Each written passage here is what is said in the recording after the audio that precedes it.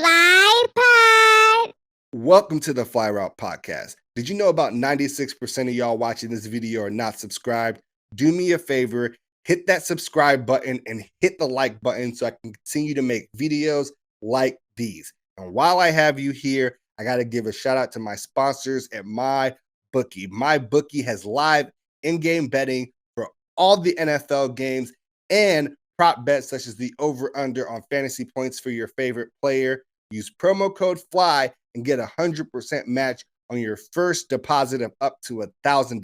Packages for Ben Simmons. Like the thing that I was really on my mind here were like the two packages that people were talking about all day, especially today, were first the Timberwolves package, where obviously people were saying that the Timberwolves were not trying to offer any of their all-star caliber players and somehow still garner Ben Simmons. I heard that report this morning, right? They were like, no, we're not going to try to offer Anthony Edwards, D'Lo, or Cat. We are going to just, I don't know what other amalgamation of pieces or maybe like how many millions of picks they think that they can give to make that work. But the craziest thing was like an hour, 2 hours after that report, the GM and the president of basketball operations is fired. Now, yeah, that is an interesting set of events. First of all, with the trade rumors, I don't know what you could possibly offer Philly that isn't the three of those players you named and land Ben Simmons. So I don't really get the initial report, but the second report is super interesting, and I'm interested to hear what you think that means for the overall likelihood of a trade there, or if it has anything to do with the Ben Simmons trade. I really don't know. Okay, so where I'm at with this is, what if Minnesota is sitting there with a bird's eye view, right? The catbird seat to the Ben Simmons trade because no one else is really trying to give enough up, and they're really just sitting there and not taking the trade because they don't want to give up D'Lo. And look, new ownership is like, wait, he did what? Get that guy out of here. Get a new guy in here. Get someone that's actually going to make the deal happen. This is like very similar to, you remember right before Anthony Davis got traded, the old GM is like, we're not going to trade him for any of this stuff. Immediately gets fired. New GM comes in and makes the exact trade that the old GM was not going to make, right? Like, yeah, I think of it very similar to that. Like those type of reports, who puts out that report and why? Right? Like, why is someone wanting to leak the information that Minnesota is refusing to offer any of their actual good players, like great players, in exchange for another possibly great player? Now, the second one, Portland apparently still pushing CJ McCollum, Covington, and picks. Like, okay.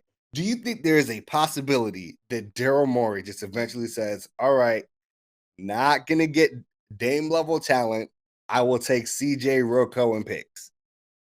I think that unless Damian Lillard or Bradley Beal demands a trade, there is not a superstar in the market to be traded for Ben Simmons right now.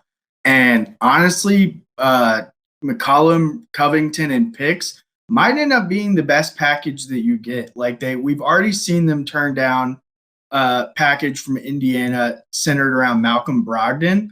I like that deal. Not a lot. I do too. But better than the Timberwolves deal. Yeah, 100%. And it's interesting because with the Brogdon deal, you don't have the question of who's running point guard for Philly, and they turn that down. And then if they take a deal with CJ and Covington, it's still kind of, I guess, like Tyrese Maxey or Shake or someone becomes the point guard in that world. But it is interesting that you turn down a deal where the position would be immediately filled to kind of wait on the market to get better. He then decides that he isn't showing up for training camp or anything else. So, like, how much better than Malcolm Brogdon can the market get given the events that have occurred? I don't really know. I think, like, the best they're going to get, absent coming to a resolution and Ben coming out and playing well and kind of proving his trade value, is like Malcolm Brogdon, CJ McCollum, Colin Sexton, level player that is not a certified all-star, but could potentially be. And I mean, it's not really a question of how big the name is. The question is, does it make Philly as a team better? Can Joel Tobias Oh, and this third piece be better than Joel Tobias, Ben Simmons, and the stuff they have? So I think they have, like, Daryl Morey has to sit down and think about that. Not just like the magnitude of the name, but like on not only on paper, but on the court, is your team better with Ben Simmons or with this other piece? But the calculus isn't that simple because Ben Simmons says he isn't coming back. So it's not really Ben Simmons versus this other thing. It's like no one versus this other thing as long as he holds out. So I wouldn't want to have to make this decision. But Daryl Morey's shown he can make something shake. So I'm really interested to see how it plays out. First, I legitimately believe CJ can be a 1 in the league. Like, it's weird because they're in Portland playing like a combo guard system that like we've seen people do, and it sometimes it works, sometimes it doesn't. But like CJ legitimately has playmaking, point guard in the NBA capabilities. He shines it whenever Dame's not on the floor, or like those periods where Dame is hurt, he will play the 1.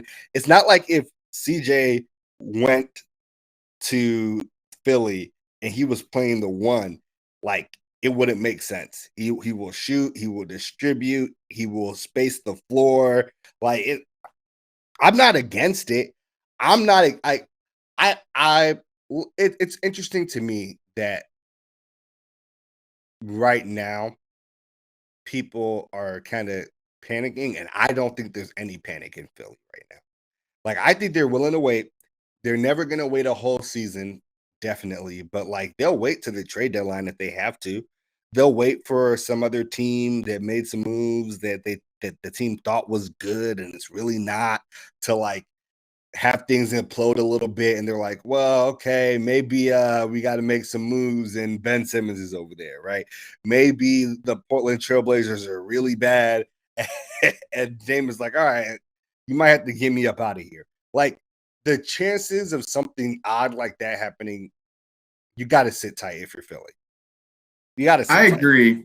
And we've seen it play out with so many other teams where it looks like a dire situation in New Orleans with Anthony Davis. They immediately get Zion. Brandon Ingram becomes an all-star.